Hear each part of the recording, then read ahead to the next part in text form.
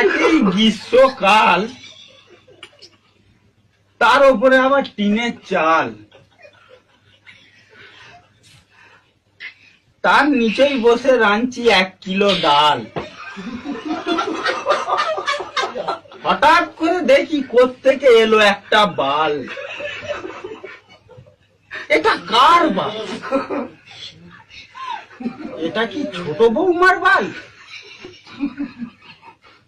না, তার এখন যৌবন কাল, তার হবে কালো কুচকুচে বাল। তবে এটা কার বাল? এটা কি মেজ বৌমার বাল? না, তার এখন মাসিক কাল, তার হবে রক্ত